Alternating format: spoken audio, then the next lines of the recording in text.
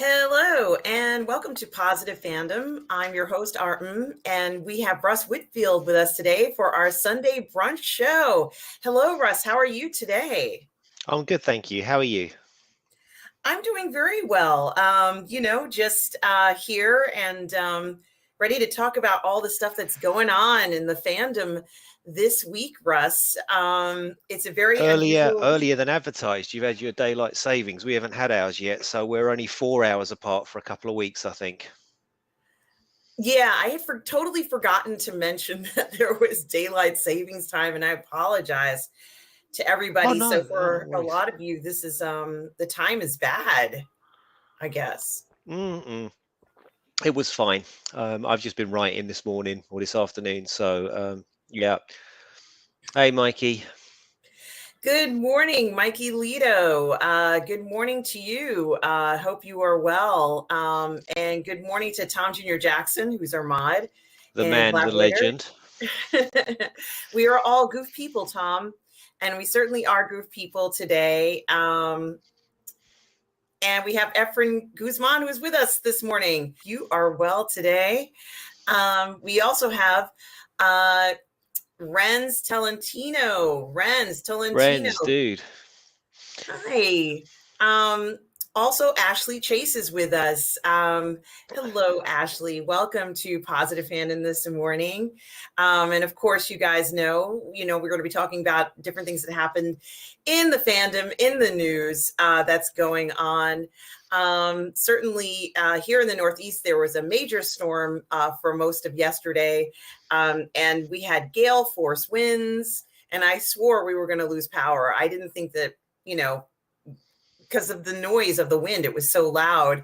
And you hear things kind of knocking around outside from just the force of the wind. And there was snow pretty much all up along good portion of the Northeast.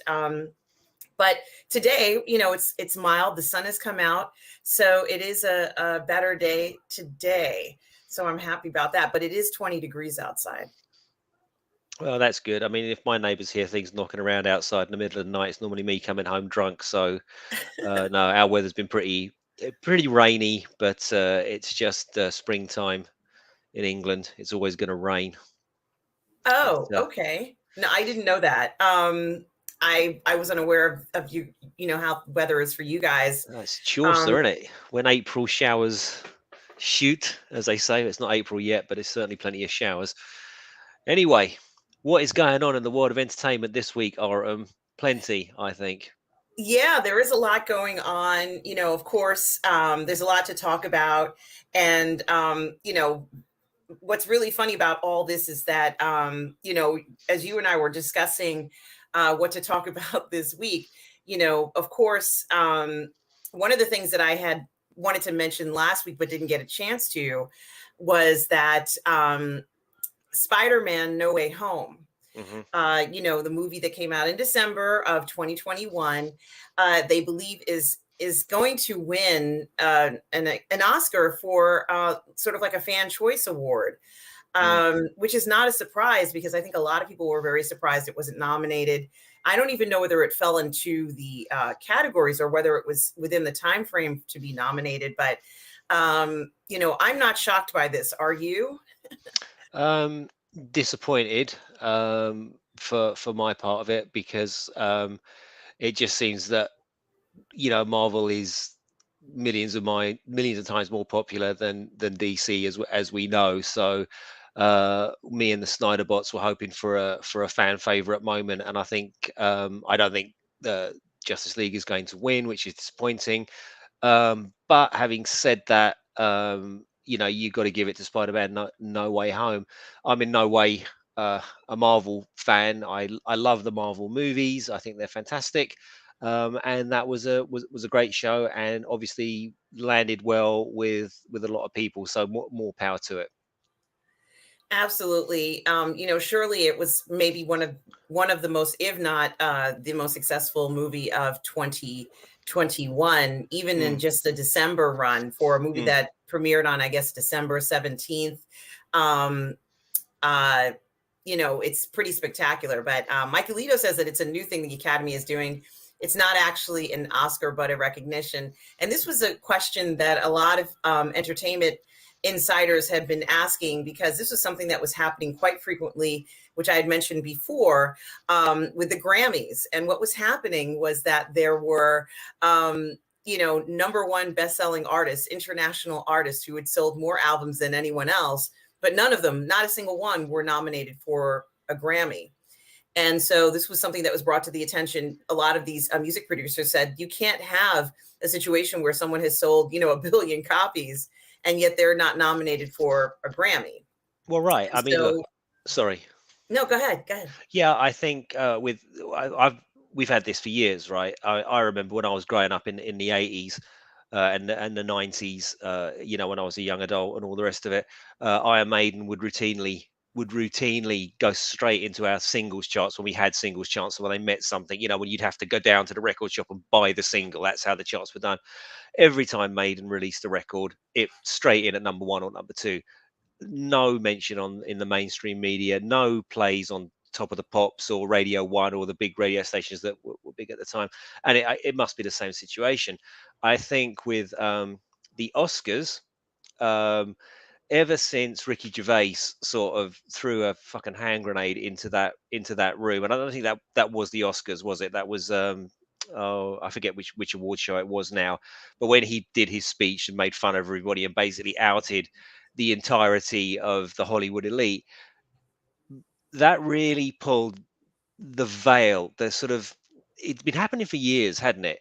With the onset of social media and people become and these actors, famous people, becoming more and more and more and more accessible.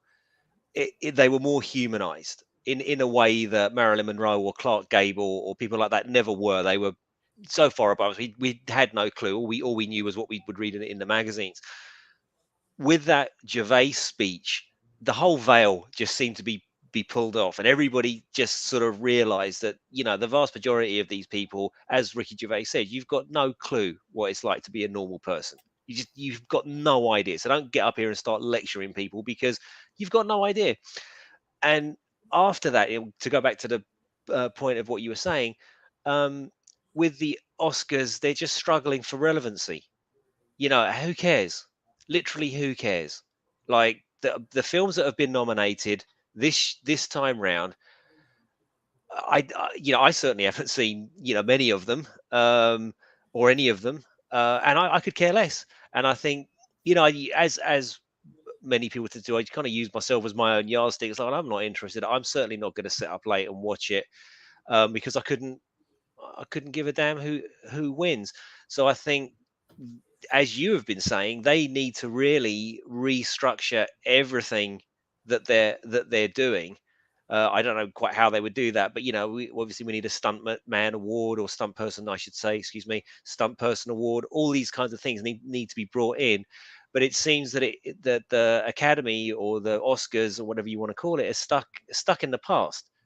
And as what is the term that people use, it's just a bunch of sort of rich elite people in a room, smelling their own farts, with patting each other on the back about a bunch of stuff that nobody wants to watch. So these may be worthy films, right enough, but do you care? Because I certainly don't. Well, I do care about the awards. The awards are important to me, and I think that the awards are important for a number of reasons. But what I think is very interesting about the awards in particular is that you had mentioned this before, is that they still don't acknowledge half of the people who star in the films.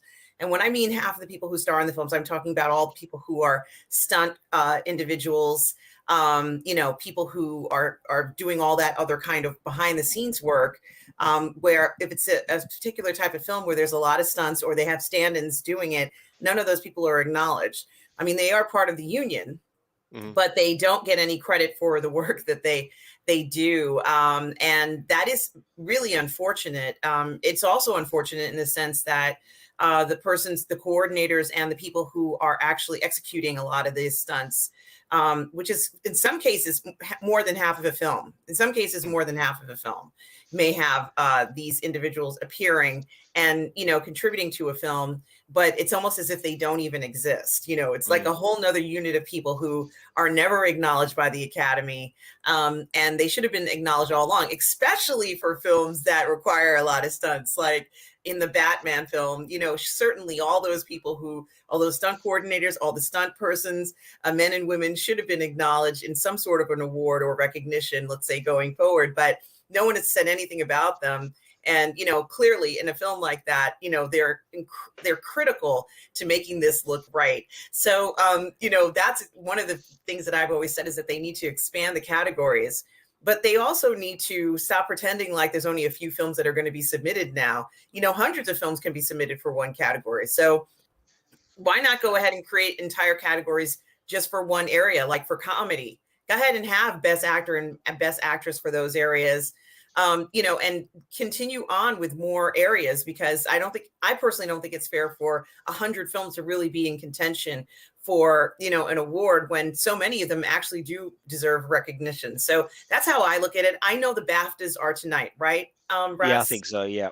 So, and you had mentioned that some of the films that were nominated were not necessarily some of your favorites. And I think a lot of people agree on that regard. And before I go any further, I just want to say hi to Mark Mitchell. Mark Mitchell, welcome to Sunday Brunch, Mark. It's good to. Yeah, I just wanted to say as well, Mark Goes Dark Side said that he's happy to catch this live, but he's got to go. So, but Mark, you can catch it, like they say in The Running Man, only in a rerun.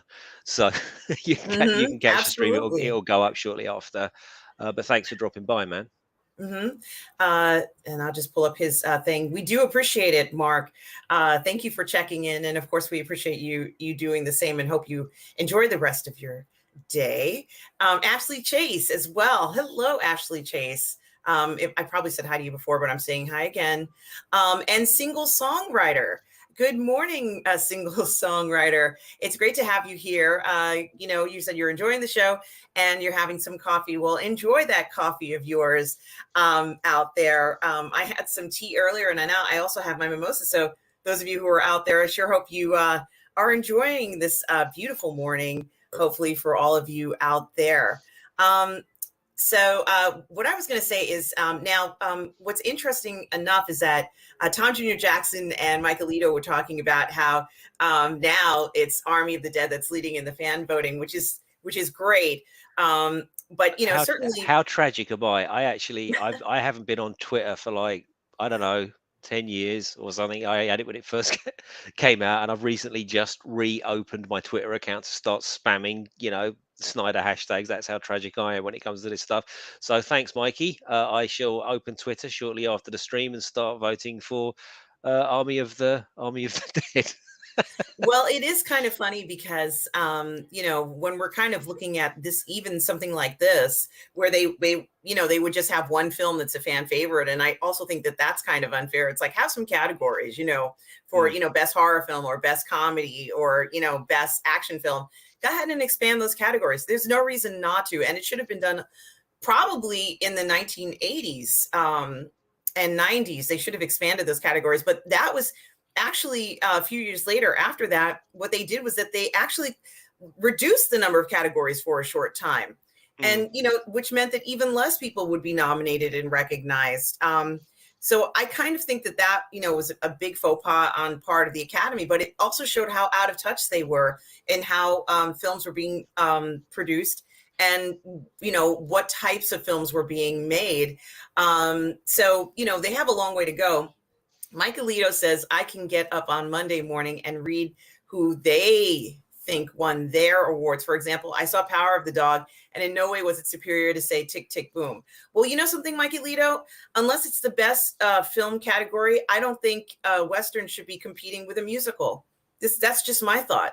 Why should a Western ever compete with a musical? In my opinion, there should be a whole musical category, and there should be several different areas that musicals can win, because we had so many phenomenal musicals that are coming out now. Let's go ahead and just be honest about, the incredible work that we're seeing.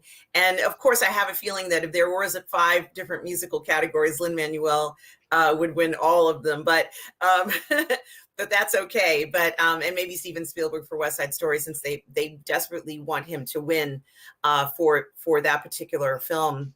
Hmm. But and we also have. Do we have anybody else here? No. Okay.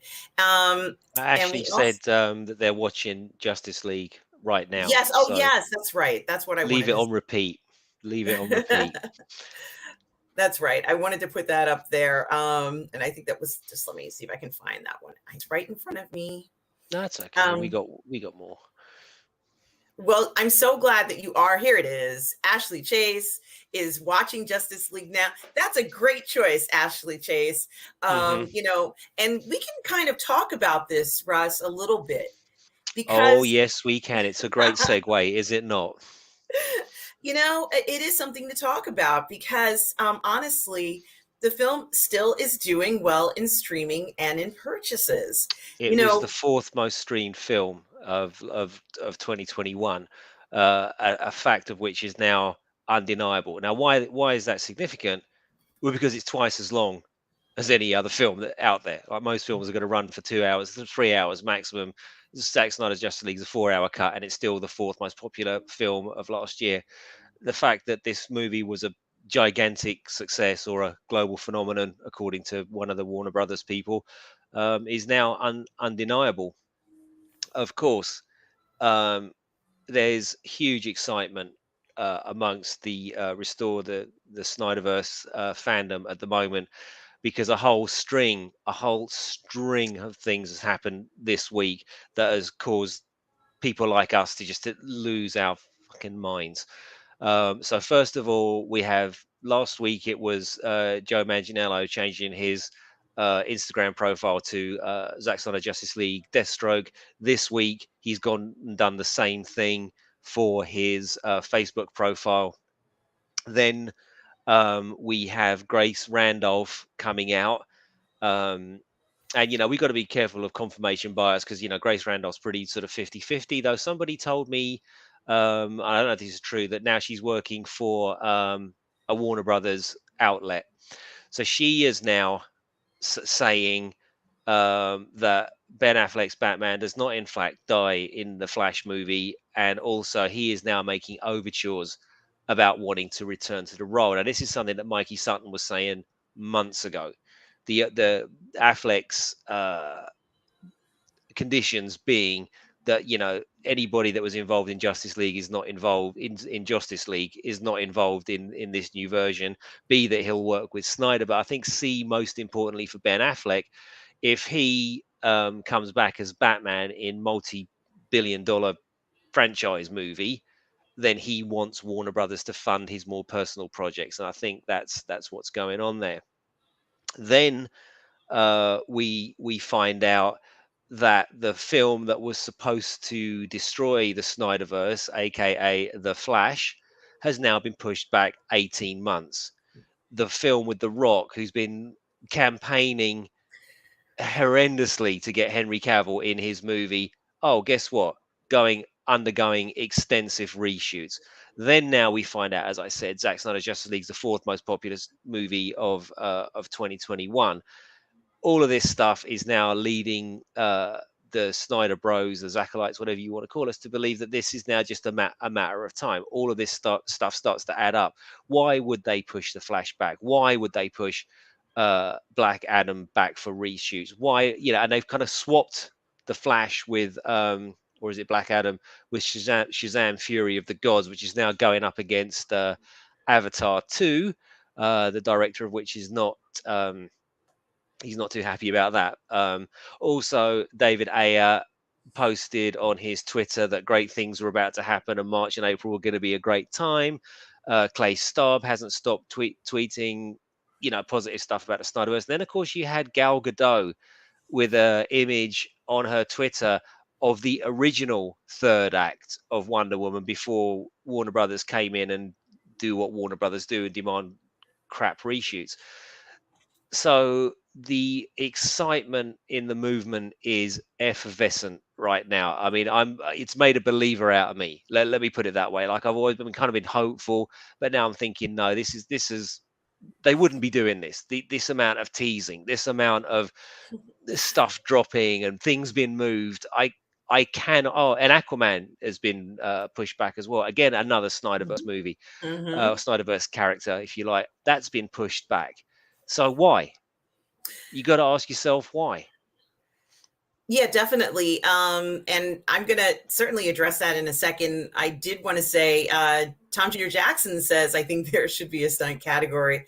And Mikey Lito says, I couldn't agree more. Why even the best have the best awards? How about recognizing excellent content regardless of category? That's something to think about. Single Songwriter says, favorite stunt category sounds like a good idea. And Mike Alito says that the SAG Awards do have stunt and ensemble awards, so they seem to be, progressing a bit. And I put down Justice League deserves an award because honestly, it's just so incredible. Ashley Chase says, "Sorry to disappoint you, but I'm more of a Marvel man, and that's Why? okay. Why is that That's disappointing? yeah, we're not I think disappointed." it's absolutely fine. It's whatever you prefer. I like Marvel movies. I've seen pretty much all of them. I really enjoyed Spider-Man: No Way Home. As I said, I've watched them all. I haven't seen the Eternals. Trying to think. I think that's probably the only one I haven't seen. But that raises a good point, Ashley. Actually, you can like both. You should. I'm not saying you should like both or you should like either. But it. I think this whole sort of Marvel DC thing is entirely socially media manufactured. It's like I think it's great if you prefer Marvel stuff. That's brilliant. I grew up loving DC properties, and I've always slanted in that direction. For me, Zack Snyder completely nailed it. For many people, he didn't. Okay, and that's absolutely fine. But yeah, I don't think people should be fighting about stuff like that. I enjoyed, as I say, Spider-Man: No Way Home, and just because it's Marvel and not DC, I'm not going in there with my arms fully going, "Oh, it's not going to be as good as Zack Snyder's Justice League." No, I enjoyed Justice League more because I'm biased. I've got my own I've got my own bias. I love that property, I love that director, and I love what he did with my favorite characters. But yeah, no apology or no disappointment from us. I'm glad you like it, and I think you should like both, but that's just me. Certainly, and I think that it's fine to prefer one over the other. We certainly are not uh, selective here. We welcome any opinions, as you all Mm. already know. All are welcome to just, say whatever, pretty much your opinions here. And, we welcome you, Ashley. We're not disappointed at all. So thank you for sharing that. And, talking about what you just mentioned, Russ, about how a lot of these films essentially have been pushed back. Their release dates have been pushed back. Quite far back, as a matter of fact. Mm. And part of it has to do with, I'm not going to say the actor's name and I'm not going to say the actress's name. But let's just say that there's a court case associated with Aquaman, one of the stars in Aquaman that's going to be coming up. And it's kind of a big deal because this court case is going to quite possibly bring out some, let's say, undesirable, unmentionable things. And I think that when they release these films, they don't want these films to at all have any kind of association with the court case. And I honestly, I don't even know. I don't even know whether this plan is going to work for them, because it's scheduled for a certain date, and we know how court cases go. Sometimes they change Hmm. dates. But the idea that the studio would be in a position where they'd have to actually change a release date for a lot of films because of this one court case, it just really blows my mind. And it's unfortunate because I don't think we should have to wait for something like this. But I think that they should, in my personal opinion, I think they should remove the issue, which is the actor who is in the film. Just remove them and replace them with somebody else. That's how I feel. Do you think that they are or should be in a position just to remove an actor from a film to avoid, sort of being associated with a court case that they don't want the film to be associated with? I don't know if that's a factor, because that particular court case was going on, and has been dragging on for a while, and the particular actor you're talking about was in Zack Snyder's Justice League, and the film didn't suffer any negative press because of it.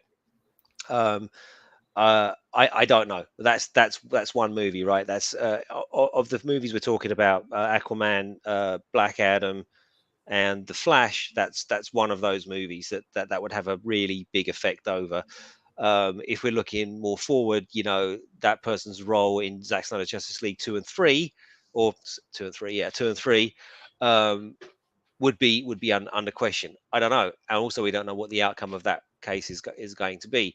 So for me, as somebody, yeah, rogue thinker is saying, do you think it's part of a larger shake-up at DC? Yes. My confirmation bias would say, yeah, I think it's got more to do with Zaslav coming in and looking at just shit show that is the DC universe. I mean, look, I love it and I wanted it to succeed so badly. And we have to be honest about this. It has failed. It's some of the films have done okay, but it's not been the success that Warner's or DC fans or anybody wanted, due to studio mismanagement. And that blame is laid firmly at the door of people like Toby Emmerich and Sarnoff, and the guy that was in there before, Hamada. Although Hamada bears his own share of responsibility for his actions, and Jeff Johns, all of that stuff during the Justice League. You know, as I said before on this podcast, right? They hired Zack Snyder to be the Kevin Feige of the DCEU. That was the goal. That they bought his vision, and then they shit the bed, and they should never have done that. I've said so many times, I think Man of Steel was way, way, way ahead of its time. If that movie came out last year, it would be $1 billion. COVID, no COVID, right? Um, yeah, so it's been horribly mismanaged, and I think anybody from the outside, especially a David Zaslav, who apparently is a big money man, and he's got a mission. This guy has a mission. His mission is to compete with Disney Plus and Netflix. And when you've got this outpouring of fan demand, and people, it's not a fringe anymore. It is not a fringe group. The numbers will prove to you that if a 4-hour movie is the fourth most streamed movie of the year, that says to me this is no longer a fringe group. This is something that people want. The other thing that happened recently was there was a poll that came out: who's your favorite Batman? Ben Affleck smashes the opposition. Then it transpired that poll is sponsored and funded and run by a Discovery owned company. So all of this stuff is just leading us to believe, the with our confirmation bias, that this is more to do with restoring the Snyderverse, getting the DCEU back on track, mass reshoots. Let's get the continuity tied back in, and let's go again. And you may well find that you've got a diarchy of Snyder and James Gunn running the show with their different tones. So you can have a brutal Deathstroke, Ben Affleck, Joe Manganiello miniseries or film where they're cutting lumps out of each other, alongside Peacemaker, which is levity and Suicide Squads and all that sort of thing. That's what I'd like to believe. That's what I think is going to happen. And from the evidence that I'm seeing, I it's the main people involved dropping all these things. Yeah, Snyder's dropping stuff, Godot's dropping stuff, Manganiello's dropping stuff. Why would they do that? This is exactly what happened in the run up to release the Snyder cut. This is, they got more and more and more. The closer and closer and closer it got, the more shit was starting to come out, and then all of a sudden, boom, we got it. I cannot believe that Snyder and co are so mean spirited that they're going to spend 6 months teasing this rabidly loyal fan base of theirs, only to go, yeah, no, sorry, it's not going to happen. I can't see it. I can't see it. Yeah, you make a good point, and certainly, this it hasn't gone away, and it's not going away anytime soon. In fact, I predict that even in 2022, it will still be on the top 10 or top 20 streaming and or physical media purchases for this year. because there really isn't anything like it. Although Spider-Man is very good, and certainly Batman is as well. It certainly is not the same film as the Justice League. But So here's the thing, this is it. And I was talking to somebody on social media about this on my Facebook thing. This guy raised the point. I've said this myself so many times. You know, Batman, Superman came out in, I think it was 2016. It came out, right? We're still talking about it. We're still talking about that movie. We're still arguing the merits of it. You know, Man of Steel, Wonder Woman, whatever. People are still talking about these movies years and years and years after their release. Now, as great as No Way Home was and is, you know, I'd watch it again for sure. Nobody's talking about that movie anymore. You know, it's mentioned that it's great and it's going for the fan thing, but there isn't this level of engagement and discussion. Whereas there's this frenzy around these DC movies, and as soon as the Batman came out, it was instantly being compared with Ben Affleck, and so they can't get away from this legion of fans. And these legion of fans will shut up once they get what they want, and they will spend their money on it. This is the point. Is please just give us what we like. We want to give you our money. Stop giving us.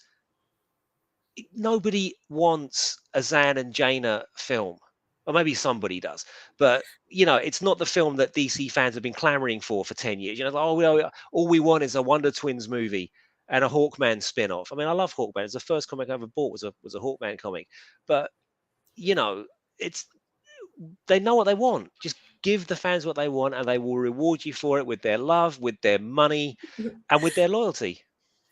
yeah, you make such a good point with that. And Kinky Sphincter, hi Kinky Sphincter, welcome to the show. I wanted to know if I'm going to see X, the new horror film from A24. Absolutely, I will be seeing that, and I look forward to it. And please come back and let us know what you thought of it. Something that I did want Kinky to. Sphincter's got a really cool icon there, by the way. Russ approves. Yes, absolutely, Kinky Sphincter. And there was one other comment from Ashley Chase who says, I wish I could show you my Marvel chair my mom made for me. That sounds awesome. Wow. I wish we could see that. That sounds amazing. Any parent who's willing to make you themed, products like that from scratch, that's very nice. A very considerate It's parent lovely. for sure.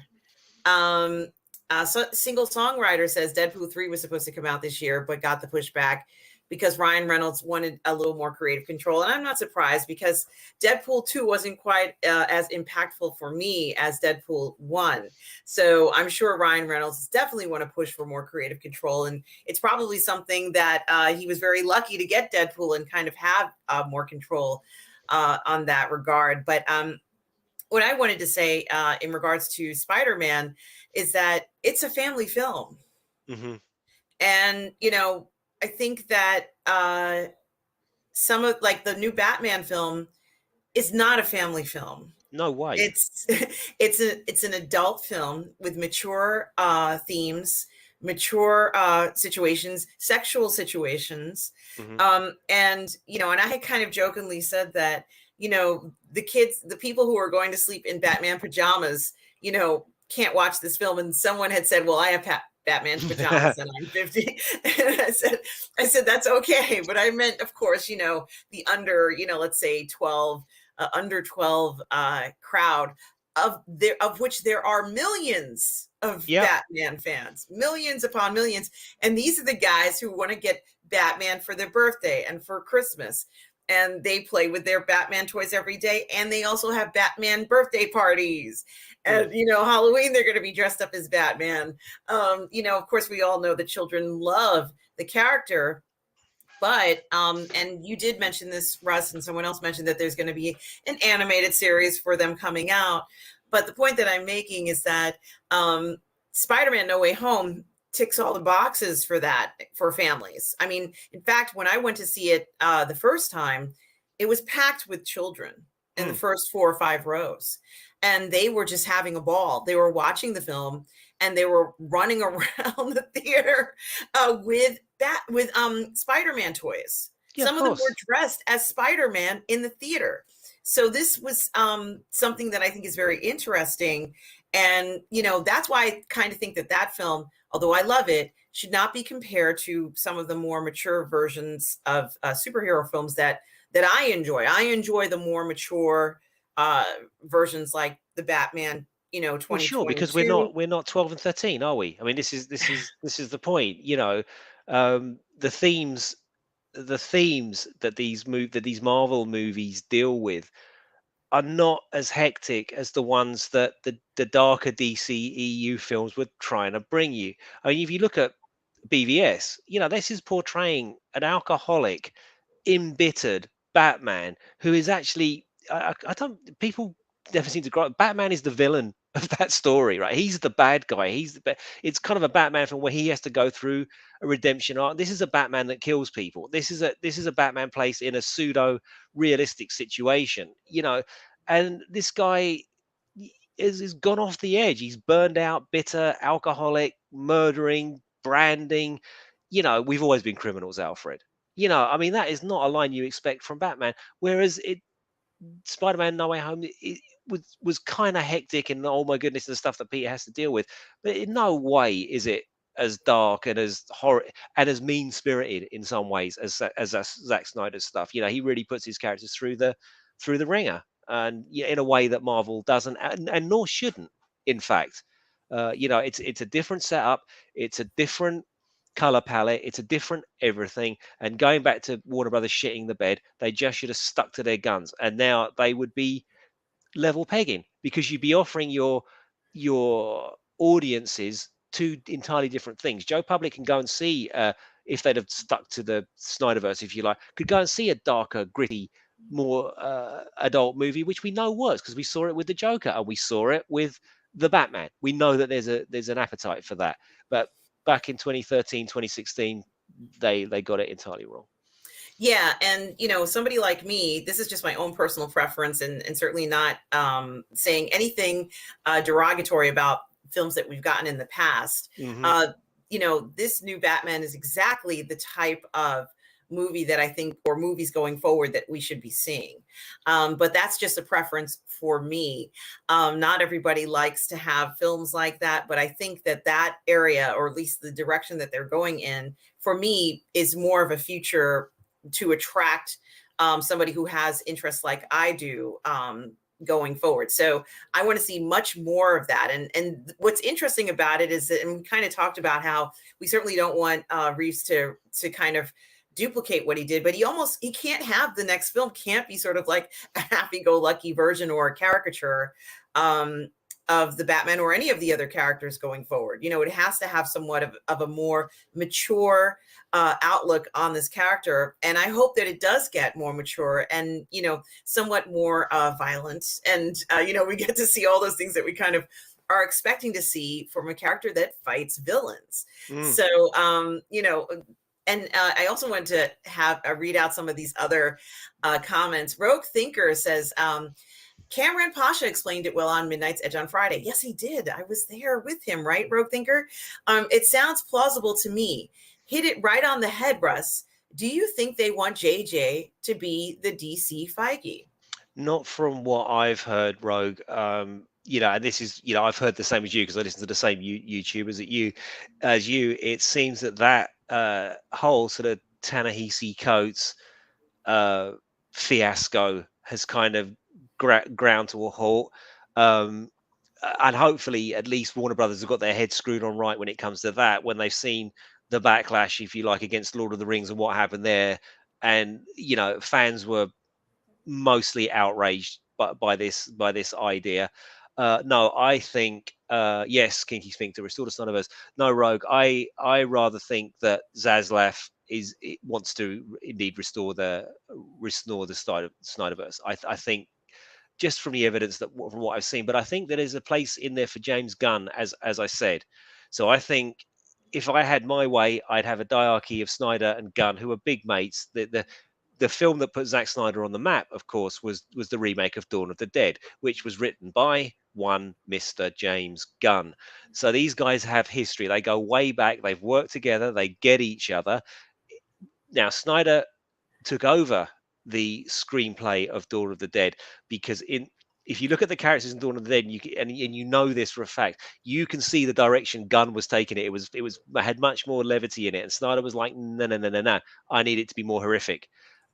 Gunn got it, did the rewrites, but you can see that what's the guy that's in? Is it Modern Family? He was in it, and he was kind of like a really funny character, and was funnier in the original draft. So for me, I don't think JJ's.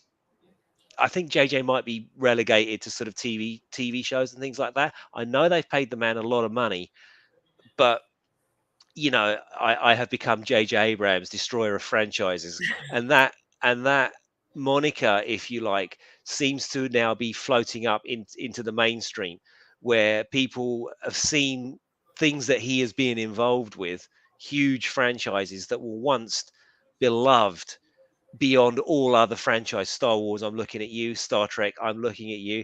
And somehow this guy was being touted as the new Steven Spielberg, has been financially successful, but critically and acclaim wise for your fan base, for the people that love these properties, has done nothing but divide the fan base. There are some, most people that I would hazard the vast majority of Star Wars fans did not like the sequel trilogy. You can see that in the numbers of the sequel trilogy in 2 million, sorry, 2 billion, 1.5, 1 billion. That's the curve going down that way of the sequels, where if you are reaching the climax of the most famous cinematic universe of all time, it should be going completely upwards, and the excitement around the rise of Skywalker should have been palpable. I didn't even watch it. I couldn't give a shit. After I saw The Last Jedi, I was like, I'm done. I'm literally done with Star Wars, which is why when we were speaking about the book of Boba Fett, I was kind of, no, I'm out. I am out. The whole Gina Carano thing, but it was really Rise of Skywalker. But to answer your question, right? No, you know what though, man? If it was, I really think that I would be on the floor here, curled up in a fetal position at the news that J.J. Abrams was the Feige of the DCEU. I would just start sucking my thumb and crying and give up and just keep rewatching my old films, and I wouldn't want to have anything to do with it. Yeah, there's so much to talk about today, Russ. Excuse me. And hello to Sith Holocron. Thank you for joining us this morning. We so appreciate you being here. And Dwayne Olson says, I noticed on Friday you may have persuaded Cameron to produce more material for the feminine gaze. And, this is very interesting because for those of you out there who are a little bit older, if you recall in the 80s, we used to get movies, and the movies always had some kind of sex scene in them, and it almost didn't matter what the film was about. There was always some kind of sex scene, maybe a little bit of nudity, maybe there was topless scenes or something like that, but there was always some sort of romantic or scenes of a sexual nature in the film. And, I think there was a reason for it. And, I'm not saying that there certainly wasn't a reason for the male gaze, but certainly, a reason for feminine gaze and keep viewers engaged. So yes, Cameron did say that, and I was very happy to hear that. But I'm also noticing, or at least thinking, that a lot of films and productions are going in that direction. In particular, at least for me, The Boys Part 3, which is coming up. I can't find the one that someone asked me about. Yes, here it is. It's Renz Talentino asked, are you guys excited for The Boys season 3? And as far as I'm concerned, I like The Boys because honestly, for me, it all started with The Watchmen, right? The movie, when they made The Watchmen, and it was just so different from everything else we had seen before that. And I think that a lot of places are trying to recreate that magic. But I think that The Boys comes pretty close. And I also think that another franchise that comes pretty close was Peacemaker. This kinds of quirky, unusual characters that we get. Although I have to say the Peacemaker is a good guy. In The Boys, it's touch and go with some of the characters, although Homelander is my favorite character and he is a villain. I just love his attitude, which is a little alarming. But they mentioned that this new Boys season trailer has plenty of sex Hmm. and violence. So I did just want to emphasize it has plenty of sex in it. Which I think is great because we want to see mature themes, you know, and it is nice. I understand they have, you know, it's good against evil or, you know, whatever they're battling, but we do need to see a realistic point of view. I mean, this is a place and a time period where people are having sex and they're interested in sex, and we need to see that. And I think the Peacemaker drove that point home in a lot of the sex scenes that we saw, and we kind of I think discussed he this. literally drove it home, shouting freedom when he did he. He did. He certainly did. And I think that it was significant in that sense, because I think that that's the direction that we're going to be seeing a lot more of these. Now, and I did point out that the Batman Vengeance 2022 film didn't necessarily have that in it, but they did have scenes of a sexual nature. And there was a lot of sexual innuendos or sexual situations that were implied in the film. So it was a little bit more sexual in that regard. It certainly wasn't, you know, Batman, you know, sleeping with Madeline Cotillard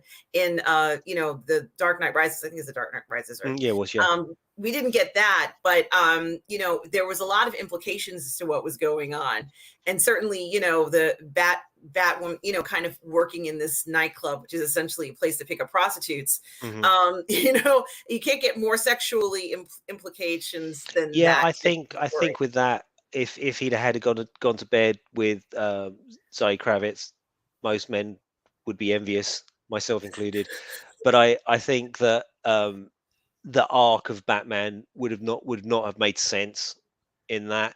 I think at the arc of Robert Pattinson in that particular movie was him realizing that vengeance was not the only path, that he needed to be something else, and he is less than human, not only as the Batman, but also less than human as Bruce Wayne, a complete recluse, a person that's completely detached from reality. To give him a relationship that's consummated and fulfilled breaks that arc, right? That can't happen in this movie. Maybe that happens in the third one, as it did in Nolan's trilogy, where he finally finds love and stops being Batman. So I think it would have broken it. To Renz's point, am I looking forward to The Boys season 3? I think The Boys season 3 needs to go some. I'm not a huge fan of the show. I like the first season, second season, not so much, and I don't think I'm alone in that the second season was not as well received as the first. So this one, hey Keely, this one has some ground to make up. You know, superhero landscape has moved on, television landscape has moved on. The shock and awe now of the boys being this irreverent superhero show, you know, it's not the only kid on the block anymore. As our room said, that there's Peacemaker. Peacemaker is different, but the same in terms of his irreverence and, you know, tits and ass and all that kind of stuff and swearing. It's the same kind of thing. So hopefully the boys will return to glory. And of course, the boys has um, the one big example, and of course his name's gone out of my head now. Judge Dredd, the Kiwi actor. What's his name? I don't remember. Oh, come on, guys, chat, help me out. Aoma, Lord of the Rings. Um, but he's brilliant. Like, I wish I could remember his name. It's just I completely blanked as I was about to say it. But you, Billy Butcher, the guy that plays Billy Butcher. Oh yes, I know who you're talking about. I love Yeah, yeah, him. yeah. He's absolutely fantastic and a big plus for that show. And I think he, in some ways, he carries that show. And yeah, it basically rests on him and Homelander, doesn't it? So yeah, Yes, yes, it does. that's what I think about. Carl Urban. Thank you so much. Thank you. I love Yeah, him. so yeah, he's awesome. He's absolutely awesome. Yeah, oh God, why didn't we get a Judge Dredd sequel? All those fuckers downloading that film. You should not have downloaded that film, and then we would have had Judge Dredd too. Yeah, so yeah, Rogue. I don't know, man. Assuming you are a man. Sorry, I don't want to. I don't know. Kind of. Jury's out for me. I'm not. Oh my God. But I was, oh my God, about the Last Kingdom, however, which has just dropped the other day, and that is sick. Mhm. And we have, guys, we're going to be talking a lot more about this today. we're going to continue to talk about this. This topic is not over. We're going to continue to talk about these things that we're all interested in, that we all want to share and speculate about. That's why we're here. This is what Sunday brunch is about. Sorry, I'm just looking at the chat. Carl Urban. Thanks, Thank you, guys. guys. We appreciate it. Sunday brunch is usually after you've gone out Saturday night. And brunch is just the recovery day. So thank you. We're trying our best to remember, but I do appreciate you were telling us that it is Carl Urban. And of course, I think Carl Urban is hot. Okay. So, that's an attraction for me. Let's say the female gaze. I want to see him, and, he has sort of like a romance or a love interest. And I love that. But he contrasts quite dramatically to Homelander's, I'll kind of screw anything attitude, I'll screw anything or anywhere. And, like, he doesn't care. But like Carl Urban's character seems to have a genuine, love for, let's say, his wife, who, Homelander kind of, took from him. At least if I'm remembering it entirely. But just as long as they give us some of those things, he plays, as you already said, Billy Butcher. And they're saying that I promise you have never, this is a quote, I promise you've never seen anything like it in the history of cinema. Well, okay, even though it's a TV show. We went bigger this season, quote, it's a fun, intense roller coaster ride. So let's hope that we do get that. And some of the things, I'm not going to necessarily talk about too many details in it, but just so you guys know, it seems very interesting. So I want to go back to this comment that Mikey Lito is talking about. Yes, they caught my gaze, if that's what you're wondering, just kind of adding to to wrap that one up. But Mikey Lito says, I want Man of Steel 2, but not if anyone other than Zack Snyder does it. And that just shows you the loyalty and the expectation in the fandom for what we've seen and what people are expecting. The level of quality, I think, is truly what, at least for me, what Mikey Lito is perhaps expecting. What do you think? I think so. Someone was saying, and I saw it scroll past earlier on, that the DC fan base is dissatisfied, whereas the Marvel fan base was. There you go, as Dwayne. Russ has a very good point about DC being hardcore and unsatisfied, whereas the Marvel fan base is satisfied and meh. Iron Man was 2008, the first issue of Iron Man that I ever bought. Right. Okay. So I think that's it. You see, Marvel was producing genuinely good movies. They were good, fun movies. But yeah, I think as a group of fans, the nerdy fanboys, no one's been particularly happy. I really got irritated in the backlash of Superman killing Zod in 2013, because you kind of knew that the true fans got it, right? The true fans knew what was going on here, and this was a different iteration. It was very, very new 52 at the time. Superman had killed in the past in the comics. Hell, even Christopher Reeves killed General Zod in Superman 2, right? He threw him off into the Fortress of Solitude, okay, to triumphant music. So this was nothing new, but I think the backlash was by people that had never picked up a comic, hadn't picked up a comic since they were a child, and were just used to watching Lois and Clark, The New Adventures of Superman, or they were used to watching the Christopher Reeves movie, and this was in something entirely different. And that whole oh my god, was largely from people that were not, dare I say it, true fans, but more casuals, and that's absolutely fine. You need casual fans. Normies. You mean normies, right? Yeah, yeah, Okay. and you need normies. You need Joe Public to sort of be on side.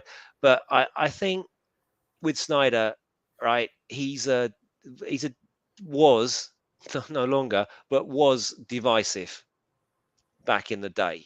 His choices were new and bold, and people, or certainly Warner Brothers, weren't ready for it. And as I said before, um, if Man of Steel comes out in 2020, it's $1 billion movie, COVID or no fucking COVID, because it's just genius, right? It's I know your colleague Rob Meyer Burnett, right? He loves it. He just thinks and you find more and more people saying, yeah, that was so good. Like at the time maybe not, but now you look back on it, And yeah. Well, the reason why Robert started Midnight Metal was because of the Snyderverse. Yeah, exactly. It was fucking metal. I remember him talking Yes, about it. Yeah. and it's gone down in history, so to speak, because that kind of changed a lot and kind of expanded a lot of what we all were thinking, but we didn't really have a place to say it. And I think maybe even over the past year, it's been great to kind of have this forum to talk about stuff like this, because it's been on our minds, and clearly the purchases and the streams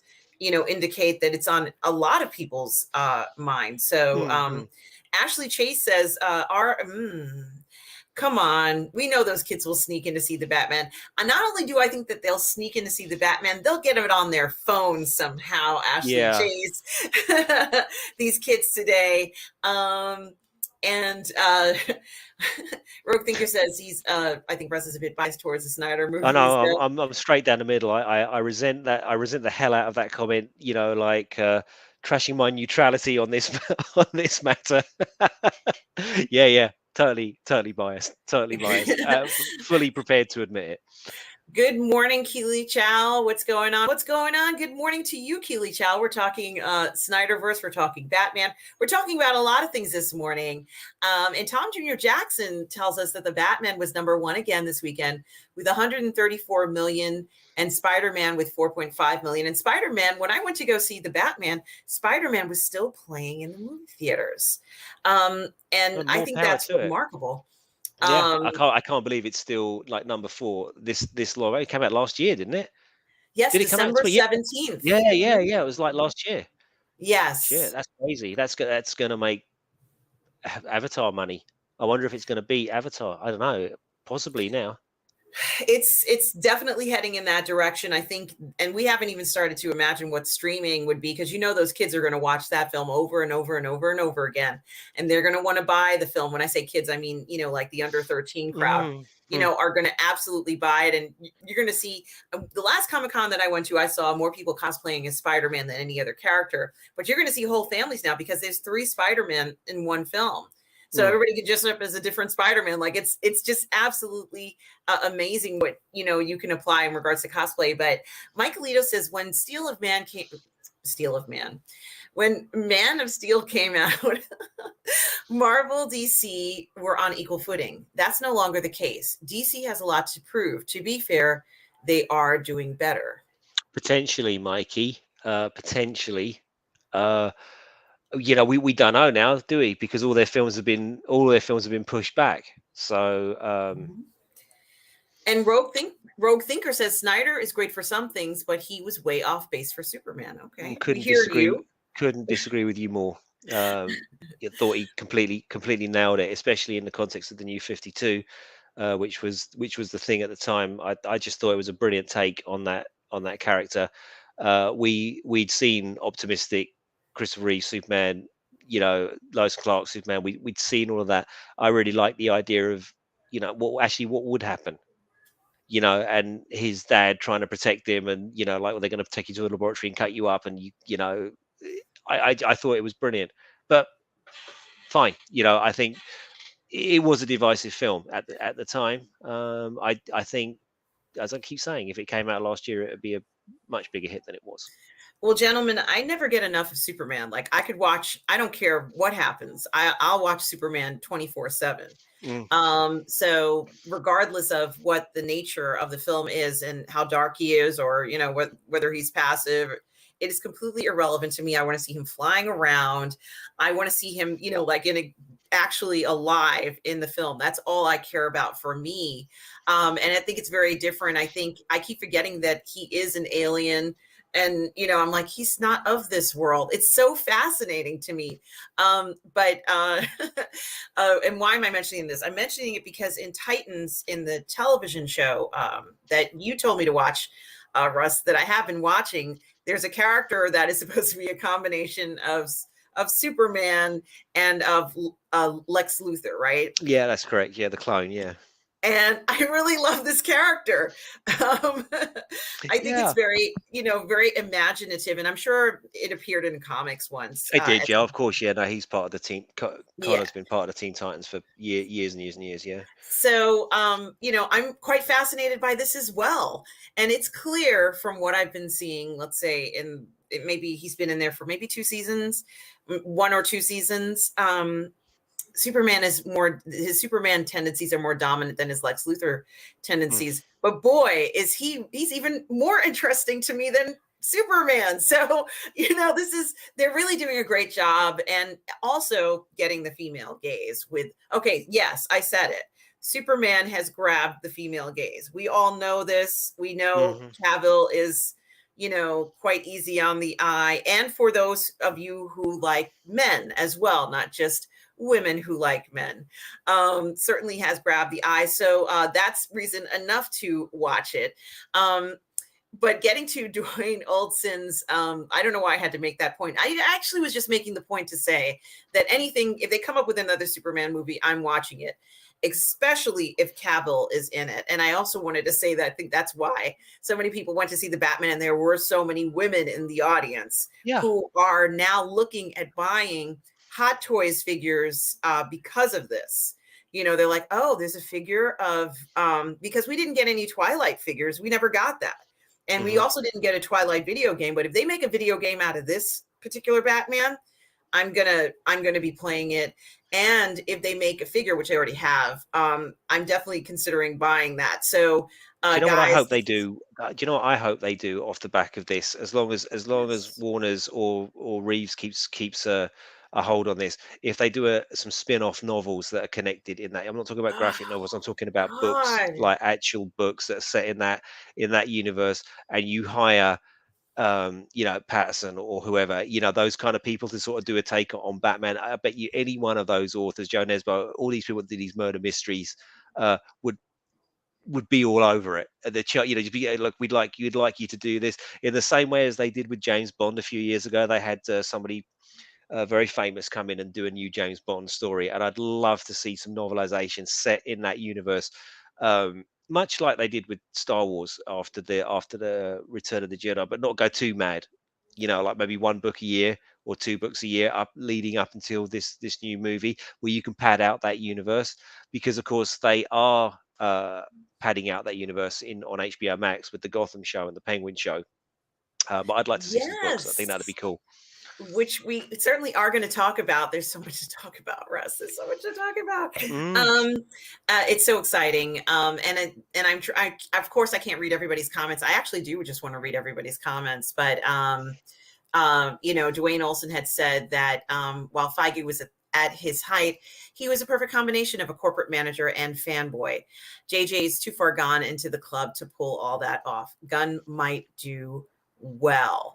Maybe And so, yeah. yeah. Also, let's see. Tom Jr. Jackson says, from what I've heard, people want James Gunn to be KF of the DC universe. Okay. That was And floated a while ago, Tom, wasn't it? Especially off the back of the success of first of all the Suicide Squad doing so well, and then Peacemaker. Um, so yeah, I know that was spoken about. Like I said, I hope it's the pair of them. I hope because their styles are complementary but different. So that would be my hope. and single songwriter says Ben Affleck has the talent to direct WBDC films if they gave him creative control. He has won awards for himself, absolutely. And of course, as we know, he was supposed to be doing the most recent Batman. It did not work out for whatever reason. But yes, And it was his absolutely agree personal with issues, wasn't it? He released, he came out and said, look, I was going to do this. And my friends just said to me, look, man, if you do this, you're going to drink yourself to death. And he had, some very public battles with alcoholism, which is a terrible, terrible, terrible disease. And I have every sympathy for that man and every admiration for that man for going and getting the help that he needed and finally getting his life, sober and back on track. Batman aside, if he never put on the cowl again, that would be victory enough. But yes, absolutely. He is a genius writer, genius director, and as I said, I think I said a little while ago, if he does do Batman, he's going to want creative control over it. And if you've got James Gunn and Snyder heading up Warner Brothers DCEU, they do not strike me as the kind of characters to turn around to Ben Affleck and go, "Listen, Ben, you don't know what the fuck you're doing. We need to take over here." No, they're going to let him run with it, and we'll get the Deathstroke Batman thing we always dreamed of. I certainly do agree with everything you said on that as well, Russ. And, especially these past 2 years, which has been very difficult for all of us. I am glad that he got the help that he needed. And, for those of you out there who are struggling, please go ahead and seek out help for that for sure. This has been a very difficult time for everybody.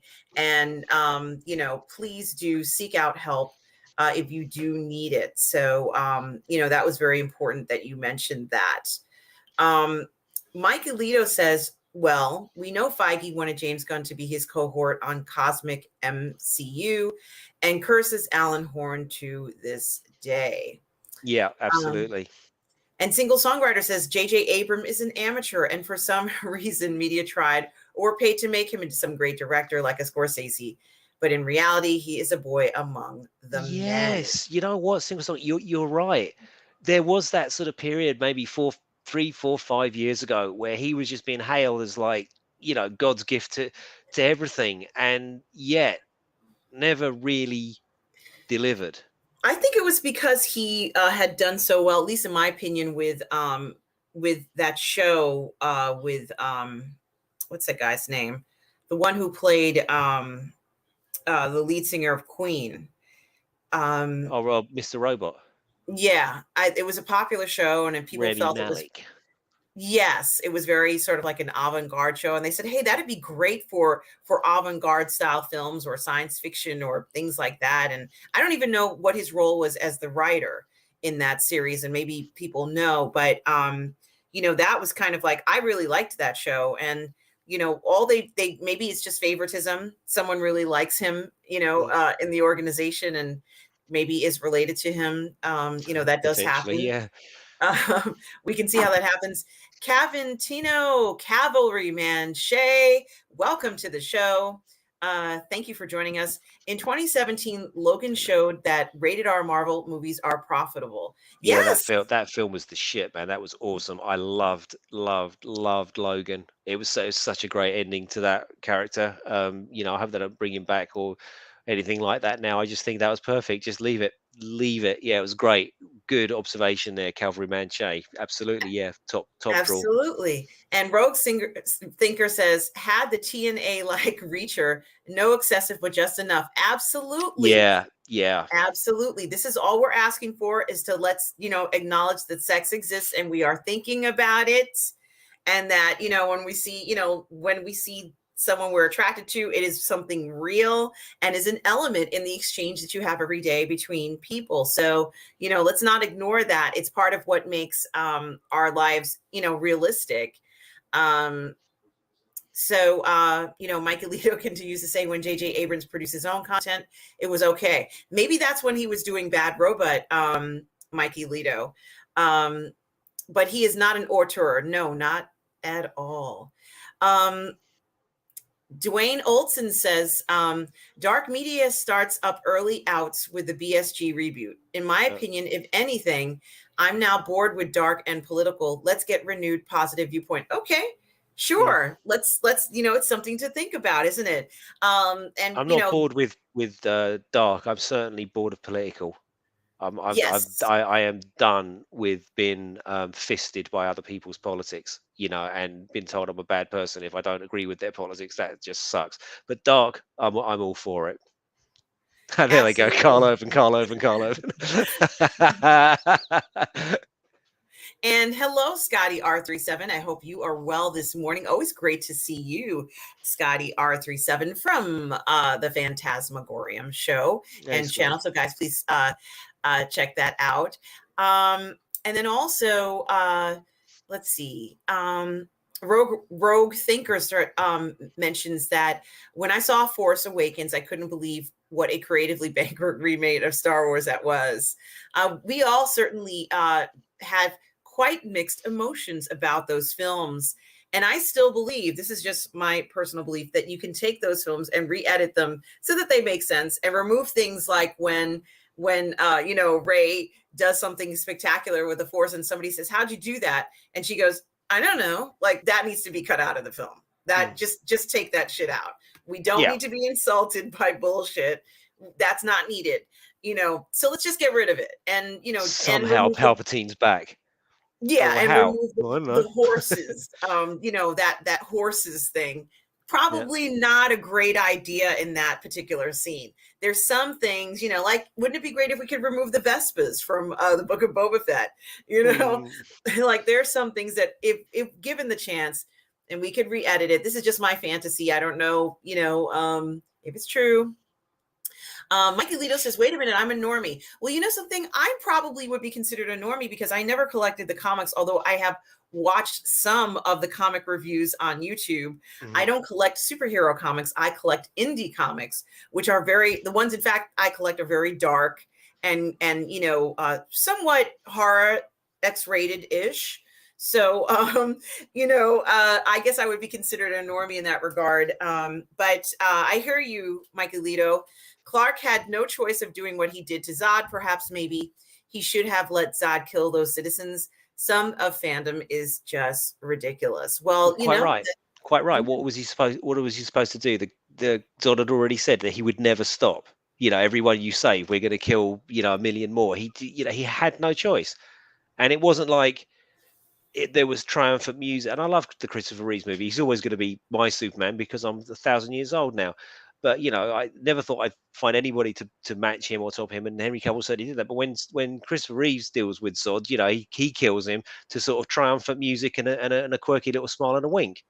Right? This is not how Henry Cavill did it. He falls to his knees and screams because he's just killed the last connection he has to his home world, which he's just, he's been looking for a place to belong. These are his people, and he has to make a choice. It was tragic, actually.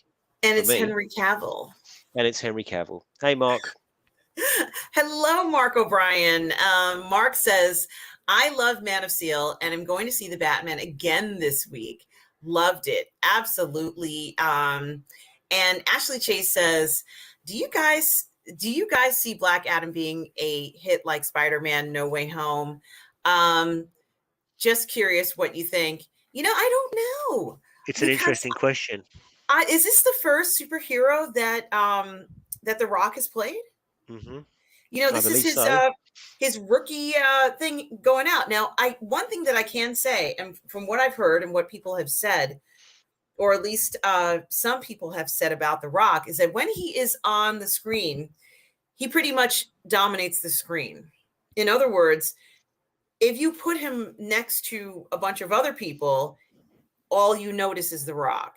And there's something about him that projects your eye towards The Rock. Now, it doesn't mean that the other actors are not fantastic in their own right, but I'm kind of concerned about that because if you were ever to put him in an ensemble with other people, he kind of overshadows a lot of other characters. And honestly, he's done that since his days as a wrestler. He was incredibly popular, and whether he was winning or losing was completely irrelevant because he just took over the screen. So I'm curious as to how that would, emanate itself in a story like this. I'm completely intrigued. I have no predictions. I have no idea whether it's going to be as big of a hit. But what I can tell you is that people will go and see this film. People are going to buy tickets for it. It's right. It's like this, isn't it? Are people going to go and see Black Adam, or are they going to go and see The Rock? And that is, even with Affleck as Batman or whatever, he's famous and a big star, but he's not The Rock level of stardom, right? But Ben Affleck's an actor and director, but The Rock is a fucking superstar up there with Tom Cruise, right? It's a Rock movie, whereas the Batman Superman wasn't a Ben Affleck movie; it was a Superman Batman movie. This is definitely The Rock, the Dwayne Johnson movie. I mean, you saw how he got into Fast and Furious and really took over that franchise. Interesting question. Do I think it'll be a big hit? But you know what, Ash? I think it really depends on what happens with Zaslav and everything that goes on in the next few months. Once we know what the direction of travel is for the DCEU, and then they can start to build on that. I really don't know. Will it be as big as Spider-Man? Probably not. But who knows? And to be honest with you, I don't know if Black Adam is as much of a family film as Spider-Man No Way Home is. Now that would put it in its favor. Like if it was kind of like Jungle Cruise, where you knew children could go and see it over and over and over again. Certainly, that would work to Black Adam's favor. But I somehow don't think Black Adam is like that. I expect it to be somewhat heavy hitting. In fact, one of my favorite TV series with The Rock is a TV series he makes. It's either on HBO or Cinemax, one of those, called Ballers, and it's Ballers, about him yeah. being sort of like, you have seen it, right, Russ? No, I haven't. I've heard, I know what it's about, and I know it's really good. But I've got so many things on my watch list, and so little time to do it. Like I'm trying to get through Last Kingdom now and finish off Titans season 3. But sorry, just to go back a little bit. I think it was Rogue was saying, don't start throwing the true fan stuff around, Russ. Something about I'm a true fan, and I just don't think Zack Snyder gets Superman. I just say I would disagree. And what I was meaning about being a true fan, a lot of, not like, oh, only true fans have the right to comment on this. No, not at all. What I meant was people at that time, at that 2010 to 2013 period, that started reading the new 52. That was kind of the basis of that Superman. You could see that even in his costume, right? And New 52 Superman was more mopey. He didn't have the underpants, and you certainly didn't expect the John Williams music. So no, I don't want to come across as like one of those knobheads that thinks that I'm a gatekeeper of Superman and only my view counts. No, but I don't agree. I really loved that take, and you're entitled not to. Of course, you're entitled not to like it, right? That's absolutely fine. But I just think with the internal logic of that movie and how that movie was set up and in of that interpretation of that character, it all made sense to me. Equally, you can hate the shit out of that interpretation of that character and disavow it, and that's absolutely fine. And a lot of people did, I think, but for what the point I was trying to make there, a lot of people that did sort of react badly to it were harkening back to the 70s, 80s, and 90s era Superman, John Byrne, Christopher Reeves, Dean Cain, all of that stuff, and this was not that. So I didn't want Yeah, to that's think, I didn't want you to think I was ducking that one, which was kind of calling me out. So I wanted to go back to it. certainly. And Mark O'Brien says, after Zach's Justice League, Cavill for me is up there with Christopher Reeve, and that certainly is an act, a testament to how much he put into it and how much of Cavill himself is in this character. Very similar to me whenever I think about Christopher Reeve as Superman. Certainly, a lot of it is Christopher Reeve, and we're seeing the same thing with Cavill as It's well. almost You know, sacrilege to say it, isn't it? And especially for someone of my vintage, that went to, I'm old enough to have gone to the cinema to watch Superman the movie. I remember the posters, "You'll believe a man can fly," all that. It's absolute, sacrilege for me to say it, but I think he's as good, if not better. yeah, I he really do certainly think is. those two men embodied that role. Let us just say that Chris Reeves and Henry Cavill embodied that role in the way that no other actor before or since has. They've set an incredibly high benchmark with Reeves. Cavill's reached, if not exceeded it. Everybody else, as much as I love Dean Cain, and I really loved Brandon Routh as well. I thought he did such a good job, but they're just not there. They're just not up there with those two guys. It's almost like with James Bond, everyone's always going to say, "Well, Sean Connery was the best." Well, now you've got two contenders, and it's whatever your poison is with Reeves and Cavill, I think. And I also think that if you mentioned, first of all, I agree with everything you've said, and you made some good points, but I also think that there's an appropriate Superman for the small screen versus the big screen. I think that for the small screen, certain men that they chose for Superman were quite appropriate, like Hmm. for the Lois and Clark series, or I things love of that that show. nature. Love that show. Okay. So, choosing the right guy for that, maybe you don't want Henry Cavill to play Superman in that. No, we don't. We don't Mm-mm. necessarily want him, but there is an appropriate actor choice for that Superman, Oh, he's in great, that. isn't he? The new guy, Tyler Hecklin. I love that. I love that show. Although it's freaked me out a little bit lately with this like insane logic leap where they had like Kyle, who was sort of like the redneck sort of Trump supporter that was kind of there to sort of be an antagonist to Lois Lane, and now all of a sudden he's Mexican. It's just like, oh, wait a minute. Oh, wait, your name's not really Smith. It's now Sanchez. It was like literally they just said, oh, they just changed his name all of a sudden, but now he's a Mhm. Mexican dude. It was like that was bizarre. I don't quite know where they're going with that plot line, but on the whole, that show Yeah. is absolutely fantastic. I really, really enjoy it. I mean, this is a great age we're living in where we can have, small screen characters of the same name as well as the big screen characters, Hmm. appropriate for when, depending upon the situation. So it actually affords a lot of potential for actors as well, because we can't get enough of this stuff as far as I'm concerned. Mikey Lito says, you're right, positive fandom. Cavill had me when he was taking clothes off the clothesline. Dude, Thank I'm straight, you. and he had me. Come on, yeah, seriously. He certainly is a sight to behold. Megas of Acanti. Hello, Megas of Acanti, and welcome to the Hey, man. show. Whew, actually managed to get you guys live. Last couple of weeks have been kind of hectic. Well, we're sorry to hear that.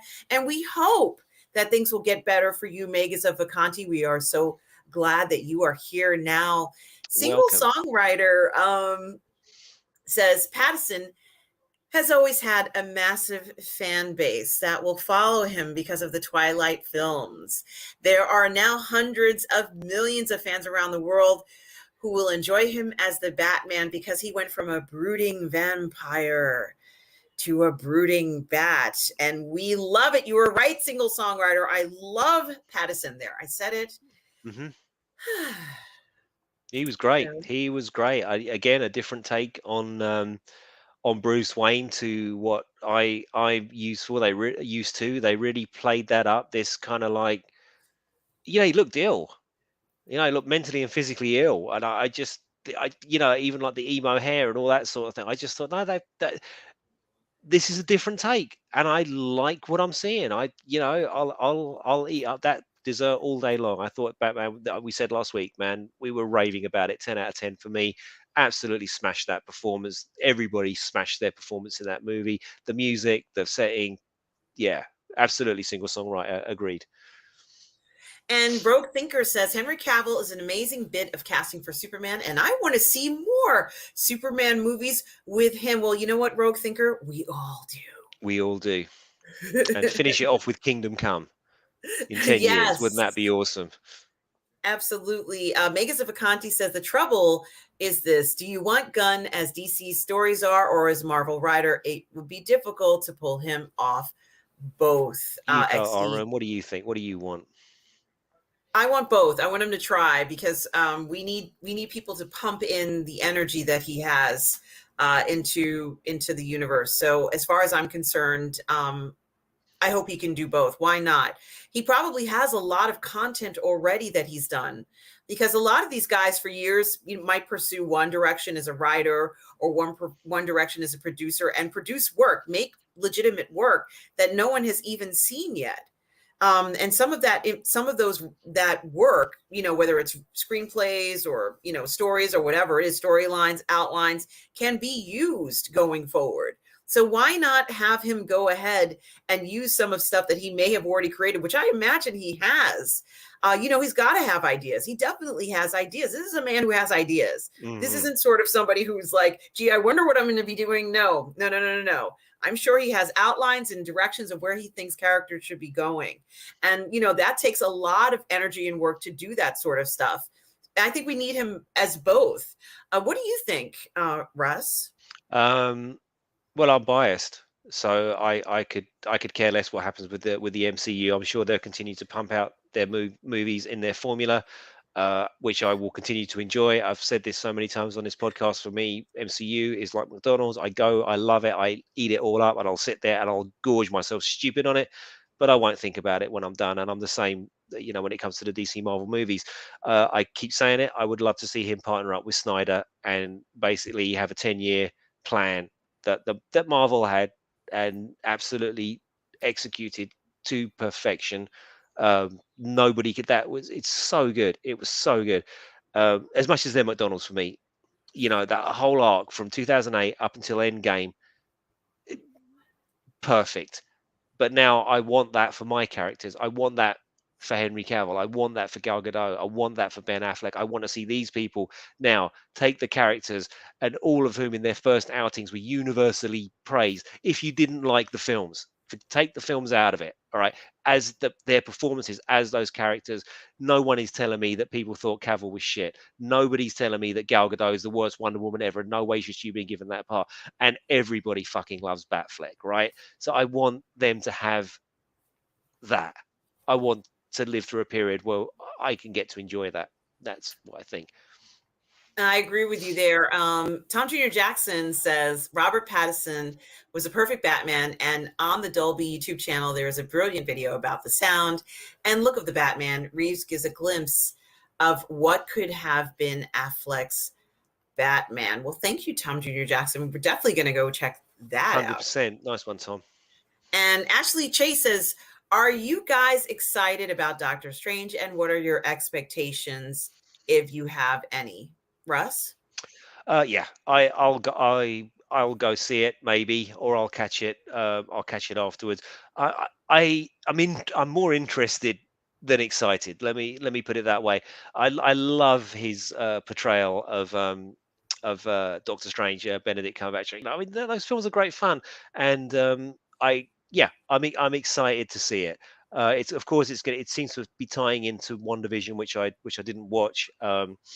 But I think this one's going to be more about watching the background to see who's popping up. You know, is Michael Fassbender going to be in it? Is Patrick Stewart going to be in it? That's pretty much confirmed.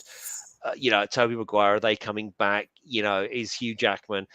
I think the excitement, Ash, is more about that, isn't it? It's more about who's going to be in it and what's going to happen and how is this going to affect the MCU. Is Tom Cruise going to be Iron Man? Are they going to, bring back Iron Man, but it's not Robert Downey Jr., it's now Tom Cruise? Or are they going to, bring back Robert Downey Jr. and somehow stop him from dying? Because as the linchpin of the MCU, I think they've been a little bit rudderless without Captain America and without Iron Man. They're at this period of Marvel seems to be a bit of a reset, and they're not quite sure. The only one I am really looking forward to, actually, kind of Doctor Strange, maybe fucking Morbius. I bought those comics in reprints when they first came out in England back in the 90s, late 80s, early 90s. I loved Morbius, and I'm so excited to see Jared Leto's Morbius. So I'm more excited for Morbius than I am for Doctor Strange.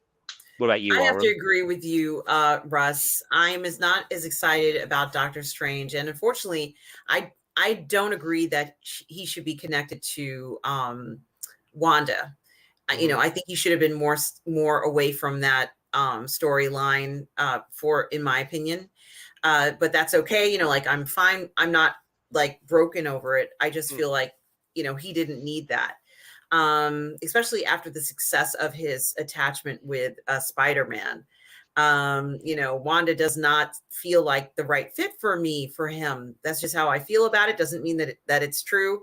There could be several comics that support him being with her already. I certainly am not saying those are wrong. I'm just saying that for me, it's not an appealing, Do you know what though? partnering. They'll make it work because the writers that they've got on these Marvel things are so good. They know exactly how to write a screenplay and hit all the right beats at all the right. So it's almost like science. It's less art with Marvel. It's more science. They just know exactly what buttons to press and exactly when to press them. So I have no doubt that if we go watch Multiverse of Madness, whatever you think of Wanda Maximoff, I am sure her story will be tugging on our heartstrings, even as we're resenting the shit out of it. We're gonna go in there, we're gonna get played, and we know we're getting played, right? But we're still gonna go with it. That's what I think. Probably. And I have to say, I did like the fact that she hijacked thousands of people to create a fantasy. Because, and after all, when you really think about it, and I'm not going to say that this is every person's fantasy, or certainly every woman's fantasy. If you think about what she fantasized about, was to have, a man that she cared about and children, in this idyllic neighborhood where she could kind of like do wonderful things and have a family. Certainly is a very traditional fantasy for sure. Mhm. You know, so I think that that's very interesting that she would go so far to do that just to get that type of fulfillment in life. And of course, to bring Vision back, which with, you know, a character that she had a strong connection to. So it just goes to show you just a very interesting way of fulfilling that fantasy. It's all based on a fantasy, and I really love that. And but it had a sinister twist because of the hijacking. So Mm. let's see what else she'll get herself into. Um, uh, and Pod Racing Palpatine, welcome Pod Racing Palpatine to the show. Hey. Good to see you.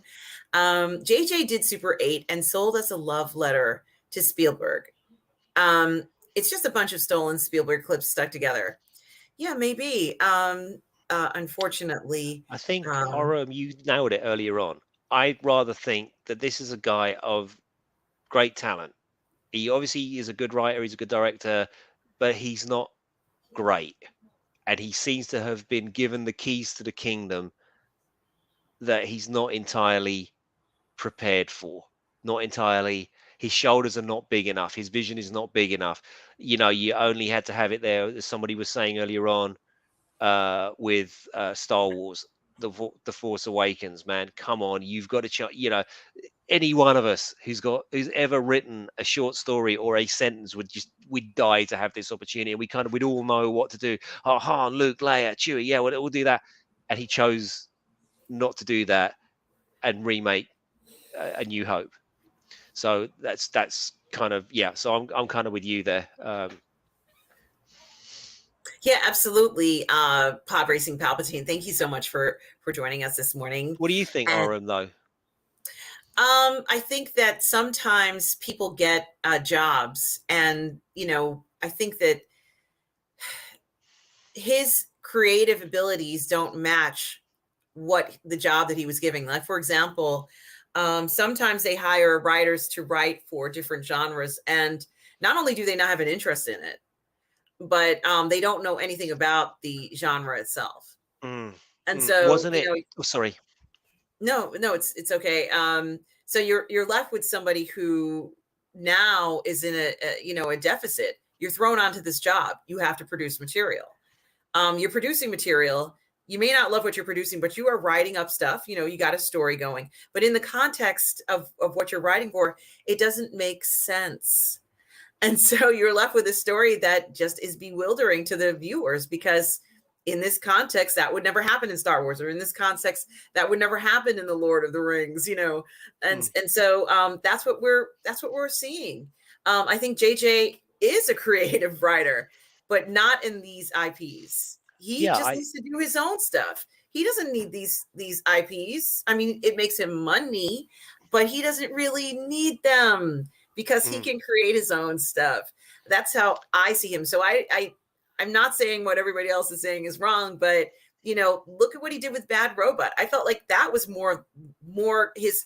It's almost like he would be doing stuff like The Cube, or you know, those kind of intellectual horror films, or time travel or space travel films with the unexplained. That's the stuff he seems to excel at. Perhaps not IPs that have heavy weighted science fiction and fantasy stories that are already there, where he can't experiment. He wants to experiment with them, but when he does, it doesn't make any sense because that's not what the story is about. So isn't it? Robert Meyer Burnett often says that JJ sort of goes around saying, "Well, I don't even fucking watch Star Trek. I don't like Star Trek. I don't want anything to, you know, like it's not something I was even into as a kid. And I think therefore my perspective will be, you know, unique and fresh." And that's kind of like, if I had my choice, if somebody said to me, "Russ, what franchise would you like to have from Hollywood given to you on a plate?"